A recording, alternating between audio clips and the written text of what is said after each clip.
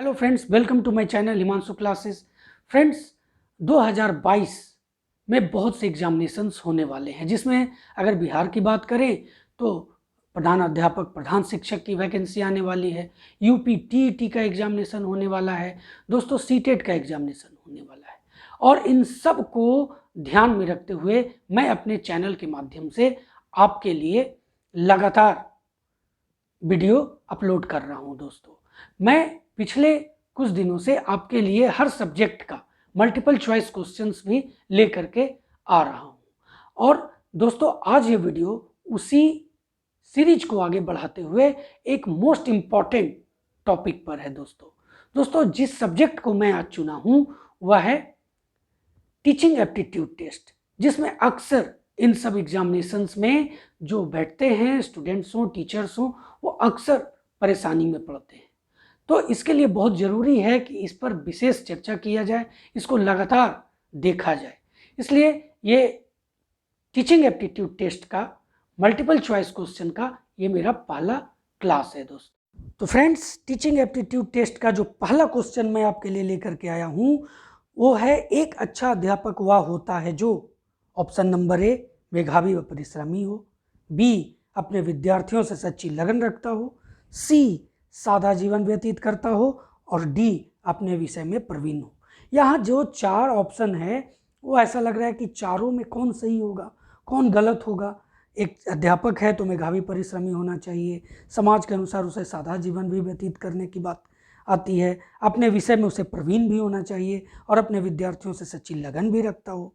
लेकिन दोस्तों, ये कन्फ्यूज़न को दूर करने के लिए ही इसका क्लास मैं आपके लिए लगातार लेकर के आता रहूँगा और आपको इन सब समस्याओं से दूर करता रहूँगा। तो इसका सही आंसर है दोस्तों ऑप्शन नंबर बी, अपने विद्यार्थियों से सच्ची लगन रखता हो। क्वेश्चन नंबर 2 की ओर आते हैं। क्लास में छात्र छात्राओं का ध्यान विकसित करने के लिए आप मतलब अध्यापक क्या करेंगे? तो उनमें जिज्ञासा का विकास करेंगे, ऑप्शन नंबर ए, बी उन्हें कहानियां सुनाएंगे, सी भाषण ठीक प्रकार से तैयार करेंगे, मतलब पाठ्य योजना जो एक टीचर तैयार करते हैं, ऑप्शन नंबर डी क्लास में जोर जोर से बोलेंगे। तो ये जो चार ऑप्शन है, जो इसका सही आंसर है दोस्तों वो है ऑप्शन नंबर ए, उनमें जिज्ञासा का विकास करेंगे। ऑप्शन नंबर ए, उनमें जिज्ञासा का विकास करेंगे। और जब जिज्ञासा का विकास करेंगे तो ना हमें जोर से बोलने की ज़रूरत होगी, ना हमें कहानियां सुनाने की ज़रूरत होगी, और भाषण तो ठीक प्रकार से एक टीचर तैयार करता ही। अब क्वेश्चन नंबर 3 की बात करते हैं। क्लास में सृजनात्मक चिंतन के विकास के लिए शिक्षक को चाहिए कि वो क्लास में निम्नलिखित में से क्या सही होगा? ऑप्शन नंबर ए, उन्मुक्त वातावरण रखे, छात्रों को नियंत्रित रखे, उन्हें परंपराओं से हटने न दे, गुरु शिष्य की जो परंपरा है, ऑप्शन नंबर डी, कदम कदम पर उनको सही दिशा प्रदान करे। तो ऊपर क्या तीनों जो ऑप्शन है दोस्तों वो नहीं होगा। इसका सही आंसर है option number D, option number D, कदम कदम पर उनको सही दिशा प्रदान करें। अब क्वेश्चन नंबर 4 की ओर बढ़ते हैं। छात्रों के निम्नलिखित में से किस गुण को आप सर्वाधिक महत्वपूर्ण मानते हैं? ऑप्शन नंबर ए, स्वतंत्र रूप से विचार करना, बी विनयशीलता, सी आज्ञाकारिता या डी परिश्रमी। देखिए दोस्तों, तो एक छात्र जब आप कहलाते हैं तो विनयशील, आज्ञाकारिता, परिश्रमी तो होना ही चाहिए। लेकिन सबसे महत्वपूर्ण जो है वह है ऑप्शन नंबर ए, स्वतंत्र रूप से विचार करना। हर मामले में जब भी उसके सामने किसी तरह की परेशानी, खास करके अपने सब्जेक्ट से रिलेटेड, ज्ञान से रिलेटेड हो, तो स्वतंत्र रूप से उस पर विचार करे, ना कि उस पर किसी का छाया रहे। अब क्वेश्चन नंबर 5 की बात करते हैं कि अध्यापकों के सुझाव के बावजूद कोई अपनी स्वच्छता, ध्यान दीजिए, अध्यापकों के सुझाव के बावजूद कोई अपनी स्वच्छता का ध्यान नहीं रखता, तो अध्यापक को चाहिए कि वह, कोई का क्या मतलब है? छात्र। ऑप्शन नंबर ए है, छात्र को अर्थदंड दे, यानी कुछ फाइन लगा दे कि जो बच्चे साफ सफाई करके ना आएंगे उसे फाइन देना होगा। ऑप्शन नंबर बी, उसके अभिभावक को सूचित कर दे, उसके माता पिता को कहे कि भाई आपका बच्चा साफ सफाई करके विद्यालय नहीं आता है, साफ सफाई से नहीं आता है। सी, कारण का पता करे। और ऑप्शन नंबर डी है, अन्य छात्रों के समक्ष उसे शर्मिंदा करे। तो ए और बी और डी इसमें नहीं होगा। इसका सही आंसर है दोस्तों option number C. Option number C, कारण का पता करें कि आखिर क्या कारण है कि वह छात्र साफ सफाई स्वच्छता पर ध्यान नहीं देता है। अब क्वेश्चन नंबर 6 की ओर देखते हैं कि शिक्षा के प्रचार एवं प्रसार से क्या होता है। देखिए, अभी तक मैंने छात्र और शिक्षक की बात की थी, अब थोड़ा सा एजुकेशन पर आते हैं। मैंने सब क्षेत्रों से, ये पहला वीडियो है दोस्तों टीचिंग एप्टीट्यूड का, इसलिए इसमें सभी क्षेत्रों से मैंने क्वेश्चंस लेने का प्रयास किया है। फिर आगे आपको लगातार जो इसका करिकुलम है, इसका जो सिलेबस है, उस आधार पर मैं आपके बीच में प्रश्न लेकर के आता रहूँगा। तो देखिए, शिक्षा के प्रचार एवं प्रसार से क्या होता है। तो ऑप्शन नंबर ए है, लोकतंत्र मजबूत होता है। ऑप्शन नंबर बी, अंधविश्वास में कमी आती है। ऑप्शन नंबर सी, आर्थिक विकास की दर बढ़ती है। और डी, उपरोक्त सभी। अगर किसी भी देश की शिक्षा अगर मजबूत होगी दोस्तों, तो लोकतंत्र तो मजबूत होगा ही, अंधविश्वास में तो कमी ऑटोमेटिक आ जाएगी, और आर्थिक विकास की दर तो बहुत तेज गति से आगे बढ़ेगी। तो इसका सही आंसर क्या होगा? ऑप्शन नंबर डी, उपरोक्त सभी। अब आते हैं क्वेश्चन नंबर 7 की ओर। शिक्षण क्या है? तो 7 जो है क्या है, शिक्षण क्या है? ऑप्शन है, ए है एक कौशल है, बी एक कला है, सी एक क्रिया मात्र है, या डी एक तपस्या है। दोस्तों, इसका सही जो आंसर होगा वो होगा ऑप्शन नंबर ए, शिक्षा एक कौशल है। अब क्वेश्चन नंबर 8 की बात करते हैं। आजकल समाज में शिक्षक को पहले जैसी प्रतिष्ठा प्राप्त नहीं है। उसे प्रतिष्ठा को पुनः प्राप्त करने के लिए, उस प्रतिष्ठा को पुनः प्राप्त करने के लिए आपका विचार अपेक्षित है। आपका क्या विचार है कि पहले जैसी ही प्रतिष्ठा नहीं है, आज वो फिर से प्राप्त कैसे किया जा सकता है? यहाँ पर 4 ऑप्शन है। पहला, शिक्षक ट्यूशन के पेशे को छोड़े।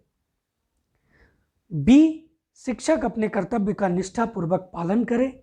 सी, शिक्षक अपने आचरण में सुधार लाए, या डी, इनमें से सभी। तो दोस्तों, डेफिनेटली आप भी समझ रहे होंगे कि ये 3 ऊपर के तीनों जो ऑप्शन है वो सभी होने चाहिए, तभी समाज में प्रतिष्ठा फिर से प्राप्त हो सकती है। इसलिए इसका सही जवाब ऑप्शन नंबर डी होगा, ऑप्शन नंबर डी। अब क्वेश्चन नंबर 9 की ओर बढ़ते हैं। शिक्षा के क्षेत्र में आप उपयुक्त एवं योग्य व्यक्तियों को किस प्रकार प्रेरित करेंगे? बहुत इंपॉर्टेंट। पद देकर प्रशंसा द्वारा, ऑप्शन बी अच्छे वेतन द्वारा, सी शोध प्रोत्साहन द्वारा, या डी कहना कठिन है। तो देखिए, इसका जो सही उत्तर है, आप किसी भी योग्य व्यक्ति है, उपयुक्त और योग्य व्यक्ति है, उसको पद देकर आप प्रशंसा करके आप उसको प्रेरित नहीं कर सकते, अच्छे वेतन देकर के उसे प्रेरित नहीं कर सकते। इसका सही ऑप्शन होगा, आंसर जो होगा दोस्तों, ऑप्शन नंबर सी होगा, शोध प्रोत्साहन द्वारा। अब आता है क्वेश्चन नंबर 10। तो शिक्षकों के अधिकारों की रक्षा के संबंध में आपके विचार में, देखिए ऑप्शन से क्लियर होगा, ध्यान से फिर से सुनिए, शिक्षकों के अधिकार की रक्षा के संबंध में आपके विचार में, तो इसमें ऑप्शन ए है, शिक्षकों का यूनियन होना चाहिए, तब अधिकार की रक्षा होगी, ये ऑप्शन नंबर ए के अनुसार। बी, शिक्षकों के अधिकारों का सम्मान हमेशा से होता रहा है, ऐसा है, इसके रक्षा की जरूरत ही नहीं। सी, शिक्षक के अधिकारों की रक्षा समाज की जिम्मेदारी है, और डी, शिक्षक अधिकार एक्ट होना चाहिए। दोस्तों, सब चीज़ है, पर उल्लंघन, अगर एक्ट बनेगा तो उल्लंघन भी होगा, तो अगर जब तक समाज इसकी जिम्मेदारी नहीं उठाता है तब तक एक शिक्षक के अधिकार की रक्षा नहीं हो सकती। इसलिए इसका सही आंसर ऑप्शन नंबर सी, शिक्षक के अधिकारों की रक्षा समाज की जिम्मेदारी है। अब क्वेश्चन नंबर 11 की बात करते हैं। फिर विद्यार्थी और अध्यापक के बीच के क्वेश्चन है। विद्यार्थी अध्यापक के किस गुण को सबसे अधिक पसंद करते हैं? बहुत इंपॉर्टेंट। पहला मतलब ऑप्शन ए आदर्शवादी दर्शन, बी करुणा दया का जो भाव होता है, सी उनका डिसिप्लिन अनुशासन, या डी जैसे टीचर जो बहुत मनोरंजन करते हो, यानी ऑप्शन नंबर डी मनोरंजक। तो इसका सही आंसर जो होगा वो होगा ऑप्शन नंबर ए आदर्शवादी दर्शन। यानी जब तक एक विद्यार्थी को एक आदर्श के रूप में टीचर नहीं नजर आएगा तो एक स्टूडेंट एक टीचर को पसंद नहीं कर सकता हर दृष्टिकोण से। इसलिए इसका सही जवाब ऑप्शन नंबर ए। अब क्वेश्चन नंबर 12 की बात करते हैं। यदि एक विद्यार्थी आपका सम्मान नहीं करता है तो आप क्या करेंगे? बहुत सोचनीय प्रश्न है। ऑप्शन नंबर ए है उसकी उपेक्षा कर देंगे, बी उसके अभिभावकों से कहेंगे, ऑप्शन नंबर सी परीक्षा में उसे कम अंक देंगे, ऑप्शन नंबर डी उसे दंडित करेंगे। अब देखिए नीचे के जो 3 ऑप्शन है बी सी डी, ये तीनों गलत है क्योंकि ऐसा नहीं हो सकता। अगर इन चारों ऑप्शन में हम देखें तो सबसे जो सही और सटीक है वह है ऑप्शन नंबर ए, उसकी उपेक्षा कर देंगे। अब आते हैं 13 नंबर क्वेश्चन पर। विद्यार्थियों के साथ एक शिक्षक को अच्छा व्यवहार स्थापित करने के लिए चाहिए कि वह, ऑप्शन नंबर ए, ध्यान से देखिए, एक शिक्षक को अच्छा व्यवहार विद्यार्थियों के साथ स्थापित करने के लिए क्या चाहिए?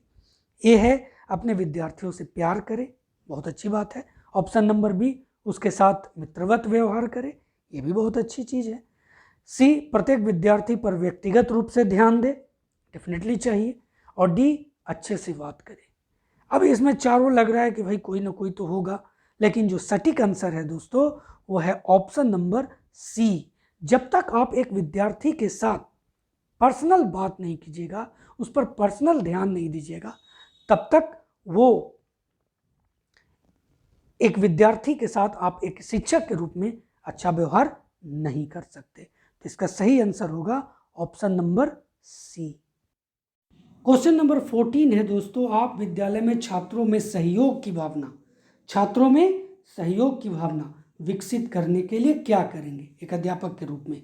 इसका ऑप्शन नंबर ए है इससे संबंधित उदाहरण प्रस्तुत करेंगे सहयोग से संबंधित, बी सभी शिक्षक मिलजुल कर कार्य करेंगे, सी विद्यालय में पाठ सहगामी क्रियाओं का आयोजन करेंगे, और डी मिलजुल कर कार्य करने के महत्व को बताएंगे। तो इसका जो सही आंसर होगा दोस्तों वो होगा ऑप्शन नंबर ए। ऑप्शन नंबर ए, इससे संबंधित उदाहरण प्रस्तुत करेंगे। अब हम लोग आते हैं क्वेश्चन नंबर 15 की तरफ। 15 कहता है कि छात्रों को अपनी मातृभाषा के ज्ञान में वृद्धि हेतु क्या सुझाव संभव है? तो यहाँ पर जो ऑप्शन ए है कि घर तथा विद्यालय में मातृभाषा का ही प्रयोग करें, बी केवल मातृभाषा की पुस्तकों का प्रयोग करें, सी मातृभाषा के प्रयोग के बीच बीच में अन्य भाषाओं का प्रयोग न करें, और ऑप्शन नंबर डी ये जितना भी ऊपर का 3 है वो सभी। तो इसका जो सही आंसर है ना दोस्तों वो होगा ऑप्शन नंबर सी कि मातृभाषा के प्रयोग के बीच बीच में अन्य भाषाओं का प्रयोग ना करें। ऑप्शन नंबर सी सही जवाब होगा। क्वेश्चन नंबर 16 देखते हैं। भारत में स्त्री शिक्षा के एक महान समर्थक थे। अब जो क्वेश्चन है दोस्तों इस तरह का भी क्वेश्चन आता है और उसको हमें हमेशा ध्यान रखना चाहिए। तो स्त्री शिक्षा के एक महान समर्थक कौन थे भारत में? Number A Mahatma Gandhi, B Rabindranath Tagore, C Karve, या डी अरबिंदो। दोस्तों इसका जो सही आंसर है वो है option number C Karve. Option number C Karve. अब क्वेश्चन नंबर 17 की ओर देखते हैं। शिक्षा के क्षेत्र में सर्वाधिक तत्व अभिरुचि है, यह विचार किसका था? तो इसका ऑप्शन नंबर ए है रूसो, बी मरिया मॉन्टेसरी, सी मकडुगल या डी टीपी नन। तो 17 का जो सही आंसर है वो है option number D. Option number D इसका सही उत्तर हुआ। क्वेश्चन नंबर 18 की ओर बढ़ते हैं कि नर्सरी स्कूल जो है दोस्तों, इसकी शुरुआत किसने की थी? तो इसका यहाँ पर 4 ऑप्शन है। ए डाल्टन, बी जॉन डेवी, सी फ्रोवेल या डी एनी बेसेंट। तो इसका सही जवाब होगा ऑप्शन नंबर सी फ्रोवेल। आप इस जितने भी क्वेश्चन इस तरह के हैं उसे नोट करते जाएं। क्वेश्चन नंबर 19 है कि निम्नलिखित में से कौन सी शिक्षण विधि वास्तविक अनुभवों को प्रदान करने के दृष्टिकोण से उत्तम है? अब इसमें ऑप्शन नंबर ए है प्रोजेक्ट विधि, बी भाषण विधि, सी भ्रमण विधि या डी पाठ्य पुस्तक विधि। क्या चीज है? तो कौन से शिक्षण विधि वास्तविक अनुभवों को प्रदान, जो वास्तविक अनुभव दे। तो जो सही जवाब इसका होगा वो होगा ऑप्शन नंबर सी भ्रमण विधि। हम स्टूडेंट्स को भ्रमण करा करके उन्हें वास्तविक अनुभव प्रदान कर सकते हैं। अब क्वेश्चन नंबर 20, किंडरगार्टन स्कूल सबसे पहले किस देश में खोले गए थे? किंडरगार्टन जो बच्चों का, छोटे बच्चों का जो विद्यालय होता है। Option number A Italy, B Germany, C France या डी इंग्लैंड। तो इसका जो सही जवाब होगा दोस्तों वो होगा ऑप्शन नंबर बी जर्मनी। बात करते हैं क्वेश्चन नंबर 21 की। एक प्रधानाध्यापक को होना चाहिए। अब ध्यान दीजिए, प्रधानाध्यापक का वैकेंसी आने वाला है। छात्रों के लिए प्रेरणादायक निश्चित होना चाहिए। बी अध्यापकों के लिए समानता का भाव रखने वाला। वो गार्जियन के रूप में स्कूल का कौन होता है? प्रधानाध्यापक। ऐसे सभी शिक्षक भी होते हैं लेकिन मेन तो प्रधानाध्यापक होता है। तो सभी को समान भाव रखना चाहिए सभी अध्यापकों के लिए। कुशल प्रबंधक होना चाहिए। जब तक कुशल प्रबंधक नहीं होगा तब तक विद्यालय सही तरीके से नहीं चलेगा। तो इसका सही जो आंसर होगा दोस्तों वो ऑप्शन नंबर डी होगा। अब बात करते हैं क्वेश्चन नंबर 22 का। ऐसा कहा जाता है कि एक शिक्षक को सभी विषयों के बारे में मूलभूत ज्ञान होना चाहिए। डेफिनेटली होना चाहिए, क्योंकि यह उसकी सहायता करता है। क्या सहायता करता है? ऑप्शन देखते हैं। ये व्यवस्थित सहसंबंध यानी सिस्टमैटिक कॉरेलेशन। बी सामान्य ज्ञान के रूप में, उसे सब चीज़ को जानना चाहिए तो सब क्लास अटेंड कर देगा। ऑप्शन बी के अनुसार तो यही होना चाहिए। सी यह आदर्श शिक्षक का गुण है। मतलब आदर्श शिक्षक वही है जिसको सब ज्ञान होना चाहिए। अच्छा ठीक है, ऑप्शन नंबर डी देखते हैं। अध्यापन के दौरान यानी जब वो पढ़ा रहा हो तो आकस्मिक सहसंबंध स्थापित करना। तो इसका जो सही आंसर है वो है ऑप्शन नंबर डी। अध्यापन के दौरान अचानक जो सहसंबंध होता है स्टूडेंट के साथ वो तभी कर सकता है जब उसके से सभी विषय में कम से कम बेसिक नॉलेज तो डेफिनेटली होना चाहिए।